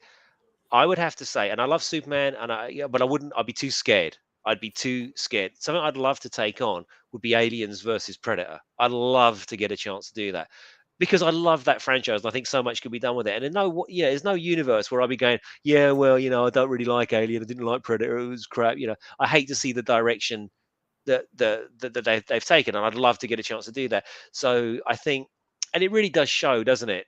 When you get these franchise keepers, you can tell when they love it and when they've just been given the job. And I really think that JJ, as you were just saying, should just stick to his own. But it's hard to stick to your own when somebody gives you $500 million. It's like, okay, well, I'll do the best I can. Yeah, I mean, I'm not going to say that he made a mistake in what he was doing. This is a choice with his own life. That's his decision to do. It's just that, the outcome of it, in regards to, let's say aesthetics versus dollars and cents versus, even just, does it make sense for someone to say that they're not a fan of something they're working on? No, that's not something you would normally say. And certainly we've been seeing people reveal their true feelings about franchises and emotions. But, had it been 20 or 30 years ago, no one would have ever said stuff like this. No one would ever said shit like this. You wouldn't come out and say that, even if you did feel that. So, I think that maybe he unconsciously, like a Freudian slip kind of thing of saying how he doesn't like it and perhaps he hates it, and that's something to think about. However, we don't hate it. And, what's important to us, it's fine that it's not important to someone else, but it's certainly not someone who you think would be working on the project. So, and we're not just talking about throwing, a couple $1 million at a project. We're talking about someone who's running the project and writing for it. So it's fine, go ahead and throw a ton of money at it, but maybe you wouldn't be the writer for it. I gotta say, I didn't hate Star Trek 2009. I really thought that that the actors, the guys did a really great job. In their performances, especially Carl Urban did a brilliant job being sort of DeForest Kelly and stuff like that. But I'm not a huge Trekkie. I love the Captain Kirk movies. I can't quote chapter and verse like many true hardcore Trekkies can. So that one was kind of inoffensive to me. I had a good time with it. But even I wasn't buying the second one. And by the time it got to the third one, it was just, what are you doing? This, especially the second one, when you've got Chris Pine, and if you're talking about, the female gaze and eye candy, and you've got this young, He's handsome dude. gorgeous. Yes. Yeah, he is, he right? Still looks good. Like he's aging very well. Like he's really good looking. But at that point, and then they're trying to pull a Wrath of Khan when William Shatner was like 55 or something like that, looking back at the regrets that you have as a middle age or an old man now, I guess. You're looking back at the mistakes that you've thing, and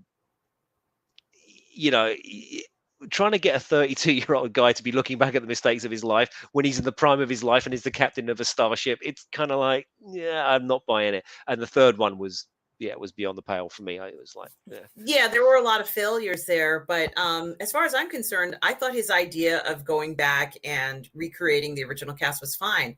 He didn't have to create an alternative universe, just tell a different story. Oh, I don't know. I quite liked that. That was the one idea that kind of sold me on that.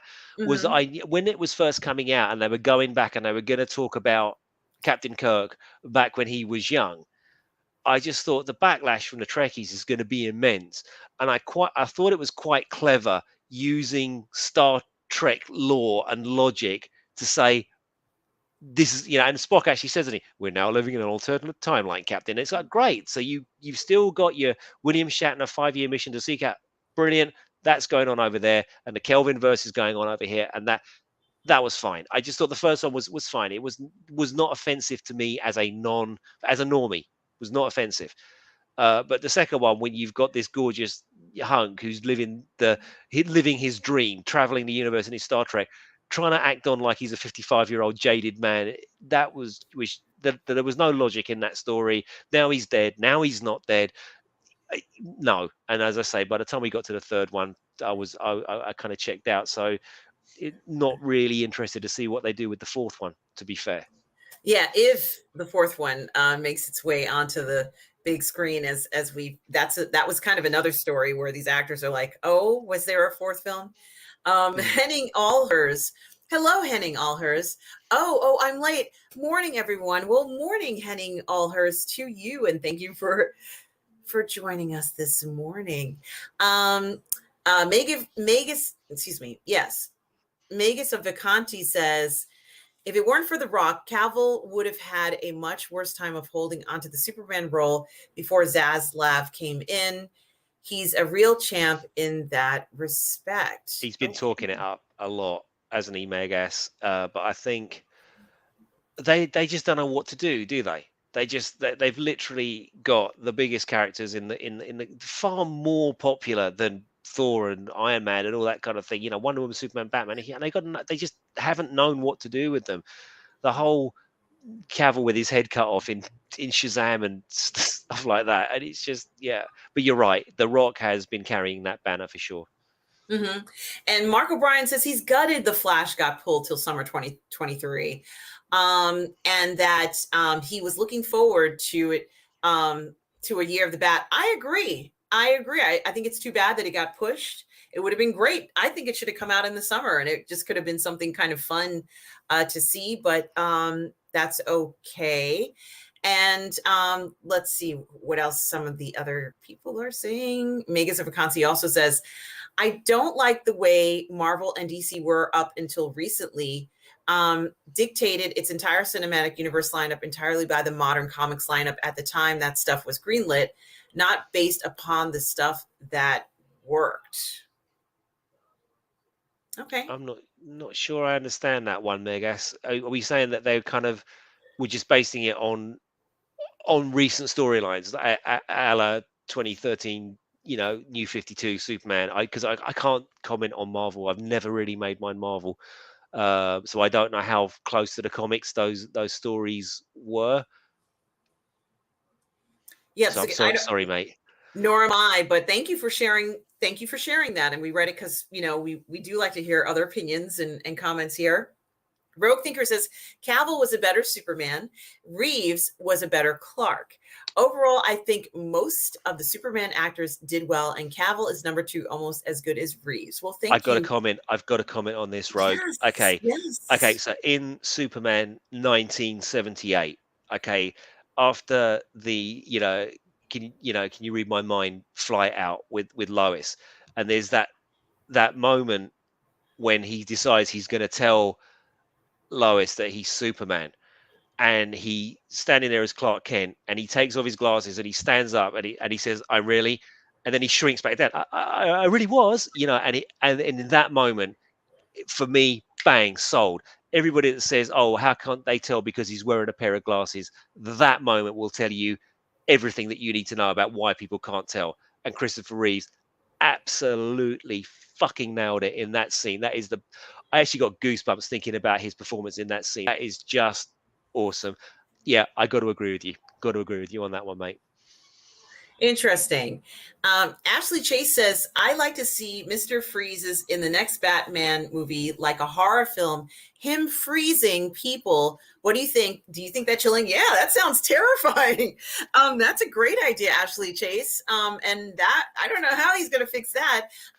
He'd probably need Superman to come in and use those powerful eyes to defrost people. I've seen all sorts of theories, but one of the ones that I thought was really sick was about this, like, muscle bound psychotic lunatic living cannibal living in the sewers that the press started to call, what's his name, Killer Croc, because this guy was just like, attacking people and dragging them down into the sewers and eating them. It was like a real guy, and I thought, my God, that sounds disgusting. And that's exactly off the same string as the Paul Dano uh, uh, Riddler character, but a lot of the smart money's on Mr. Freeze. Yeah, maybe Matt Reeves has spoken about that himself. Absolutely. And Ronaldo G, welcome to the show, Ronaldo Hey, G. Ronaldo.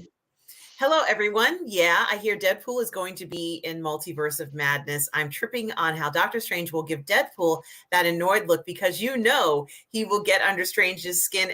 Absolutely. That is the one thing we know that will definitely happen in a film if the two of them are there together, that Deadpool will certainly, just know what buttons to push and make a joke of it. And, it really will be something to see. This is the thing, in it, Ronaldo. This is the point. We were just, I don't know if you were online. We were just talking about this a minute ago. Someone was asking, "Are we excited for Multiverse of Madness?" And we're kind of like, yeah, well, kind of. But I think we're more excited about stuff like that. It's kind of like the excitement about that particular movie is who's going to turn up, because that's what it's all about. I mean, we could be completely wrong, and it might not be all about that. But I think the real fun of that movie is Deadpool going to be in it? I don't know. Yes, and the Basco Scenario is joining us this morning. Good morning to you, Basco Scenario. Very nice to see you as well. And Chips Bewick is here. Hello, Chips Bewick. Hey, Thank you Chips. for joining us. Good to see you here. And Ronaldo G says, yeah, I'm a straight guy, and Chris Pine is one good looking dude, no doubt. Absolutely. I second that for you there. And let's see. One of the other things I think we wanted to talk about, Russ, was, let me just pull up what I put the page down so I couldn't see it.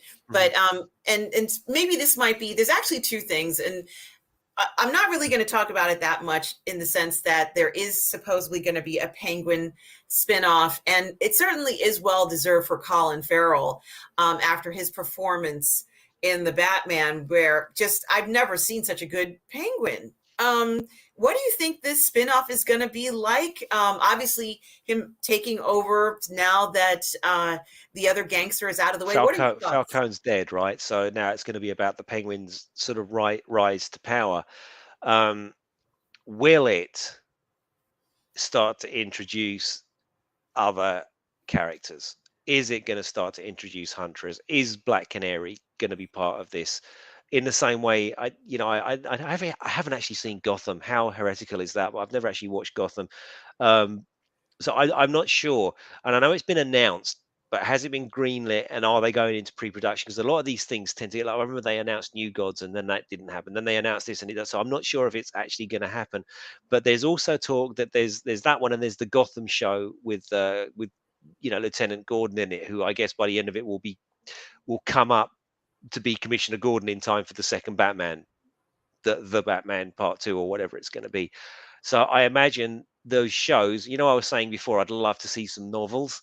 I imagine those two TV shows will fill in the place of the novels that we will never get, and lead us up to the second Batman movie. Especially if Matt Reeves is being the Feige of the Batman universe, then I imagine he's going to oversee and produce that and make sure that those shows support his continuing narrative. Would be my guess. Um, I No, there is a that's, little. I'm Sorry, sorry, go ahead. No, you I go just ahead. think, yeah, I just think that a lot of people have said uh, that there's a little bit of a backlash against Batmanless Batman shows. Like, are we that interested in Alfred and Catwoman and everybody else without Batman? Oh yeah, and I say that I just pulled Catwoman out of the ether, but yeah, I'd be interested to watch a Catwoman show for sure to see what she does in Bloodhaven. That would be ace, but they're not going to give us that, so I don't know. Yeah, that's a good point. And Megas of Acanti, of course, was referring to the get woke, go broke scenario, and that they're trying to get out of licensing issues, but it's a whole nother thing. I think that we did see a little bit of that, but I think it's going to be decreasing, because the more sex you add into the movie, the less woke you can add into a film. You can't have sex in a film because it kind of contradicts their woke things sometimes. Some of the messages that they're trying to teach you. Well, if they would be that daring to have a film that's filled with sexual situations, and then have a situation where they have another idea or agenda in it, it could be a contradiction. I think Because it if you could, yeah. introduce a sexual situation, it's under the premise that two people are going to be attracted to each other and they're going to engage in sex, but then the agenda would prevent them from doing that. So at least that's how I would interpret it. But Yeah, I'm with you, Megas. I think that the whole identity politics thing has just gone too far. It's gone too far on both ends of the spectrum, by the way. So I don't. I hate identity politics in things.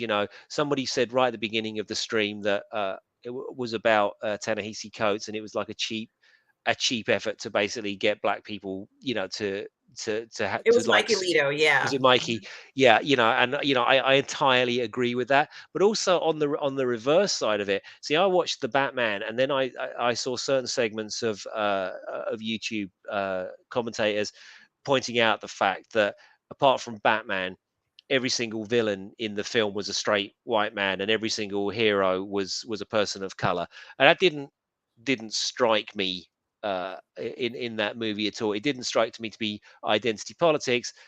you know, the one line about identity politics stuck out like a sore thumb in that movie. It was almost like, you know, I was nearly sick into my popcorn over that. But the the thrust of that movie didn't seem to be like that. Whereas you get other movies that are lecturing you and telling you you're a horrible person because of your orientation and the color of your skin and what have you. And I think Joe Public has started to see that now, and you've seen that with the backlash, you know, of Lord of the Rings. You know, it's just people are done with it. So hopefully the tide is gonna, yeah, not even turn. I mean, not even turn. Just there are places for everybody in these movies. And I think if you're going to do Black Superman, do Val Zod. Everybody's behind that. Just don't change real Superman, right? You know, that's kind of the point.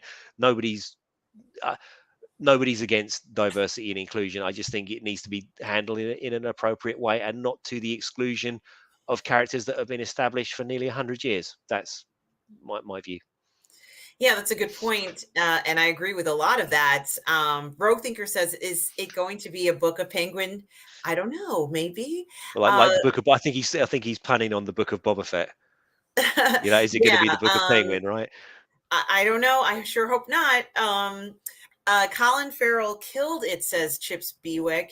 And the Batman continues to prove that the tone was never a problem for earlier movies in the Snyderverse. Right, right. So this was it. This was it. So this like completely torpedoes that argument. Thank you, Chips. I was going to Mhm. say that earlier on and we got sidetracked. But yes, 100% agree. And Ronaldo G says people are forgetting Gerard Christopher from the late 89-92 Superboy series. He was good Clark and a good Superman Superboy. Never was that. Um, Ronaldo, was he the one that got into trouble, or was it the guy before him that got into trouble? Because I used to love those shows. I thought they were really great because they were very Reevesian, weren't they? But there was two actors that did Superboy, and I forget the name of the other lad. But of course, they both looked exactly like Christopher Reeves, and they were both. It was the '80s, all right, so they were kind of cheesy, but they were good. They were good fun. But one of the actors got into real bad trouble. and hello, Stubble and McShave. Thank you for joining us. It's so good to see you, Stubble and McShave. We know him from the PGS, of Hey, course. Stubble.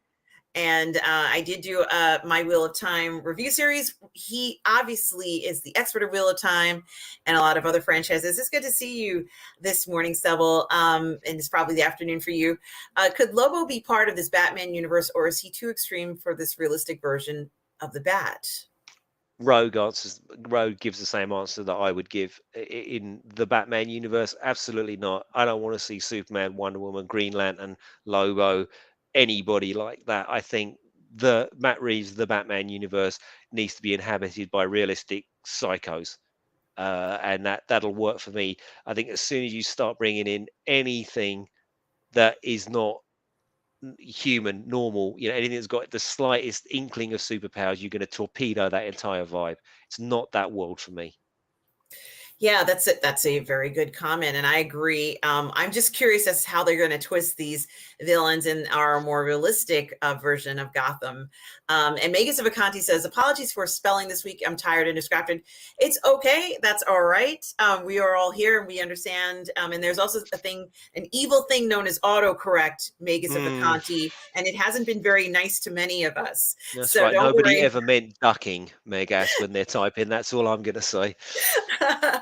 and um, and so we have a few minutes left. I did just want to mention that the new Ben Kenobi series trailer that's going to be coming out on Disney Plus debuted this week. I saw it and the trailer looked amazing. I did just want to get your opinion of it, Russ. Have you seen this trailer and do you have an opinion about it? I have seen the trailer. I'm in two minds about it. I thought it initially thought it was epic, and was really really impressed with it, and found myself thinking, oh, maybe I should give Disney Star Wars another try. Looks like they're really trying. Oh no, hang on a minute. No, I know what they're doing, and they're just going. Remember that? Jingle, jingle, jingle. Jewel of Fates. Oh, that was good, wasn't it? Jingle, jingle. Oh, look, there's little Luke. Jingle, jingle, jingle. Oh, oh my God. Oh, look, there's the breathing sound of Darth Vader. You're gonna love this. You're gonna love this. Forget how shit this show is gonna be. Just, you know, go with the member berries as they call it. And I thought, no, you've been a dick. Come on, man, give it a chance. So I don't know. It looks epic. It certainly looks, out of all of the trailers that I've seen up until the Mandalorian trailer, the Book of Boba Fett trailer, all that stuff. This has been the one that actually got me going most of all for Disney Star Wars. I have to say, I actually have to say that it looks the most exciting to me. Um, I, a lot of people have been commenting that it's too female oriented, and people are already, and this is the horrific thing about it, right? They're already predicting what's going to happen with the Lady Inquisitor, and I'm kind of, yeah, I'm inclined to agree with the fan theories because we just know, we know that Disney Star Wars is going to jingle keys at us and make us think it's going to be good, and then just like an abusive husband is just going to batter us down once again and swear it'll never do it again until the next shitty version of whatever they're going to do comes out. My god, that was really, it was supposed to be positive fandom. No, I think it's going to be okay. I may well watch it. It's I'm sorry. So, just to answer, just to make a comment on that, our show is still positive. Sometimes there can be situations where we're disappointed or we feel that it's going to be a letdown, and it's okay to let those things out. But we're going to still focus and try to stay positive, just like what you just did, Russ. It's okay to kind of like think in your mind, like they might just go in this route and this could be pretty bad. It's okay to think Rita, those things. they've done it so many times. This is the point, isn't it? This is the thing with Disney Star Wars. You so as a Star Wars fan, I wanted them to succeed. Nobody wanted it more. You know what I mean? Well, probably people did want it more. Wanted it to be epic. And you go and the first one's kind of okay, and the second one was abysmal, and then you got the Mandalorian, and you set all that up, and then it goes off the cliff, and then you got the Book of Boba Fett, and as much as you want to love it, you, as the Grogu fangirl of all time, when you look back on it after the initial afterglow of the awesomeness that was the Book of Boba, when you sort of sit back and reflect, that was it all that? Because I don't think, but I think people in the final analysis are going, not really. I've reactions I've seen have been pretty negative. But Chips is saying the trailer did its job, right? So Yeah, I mean, for me, in regards to the Book of Boba Fett, I still feel the same. I feel like Grogu should have been with Luke for about 5 more years. The Mandalorian would still be alive. Grogu needs more school, more training. I think that would have been best for him. And I think that the Mandalorian could have visited him on days like Father's Day and Christmas and Star Day, or all those holidays that they celebrate in the Star Wars universe, and it would have been fine. And I also think what would have been interesting if the Mandalorian Din Djarin went ahead and visited whatever planet they were on, where the school is being built, and got lessons from Luke on how to use the darksaber. So while Grogu was training with him and learning the Force and controlling some things, at the same time, then you would have Luke training Din on using the darksaber. So it could have worked out very differently, but that's okay. Maybe he'll go back and get some more lessons, or pick up some, information on how to learn how to be a Force ghost. Who knows? But it was too soon for me. I'm just accepting what happened, but I kind of feel like he was supposed to go to school for 5 years, and he got pulled out of the school, but prematurely.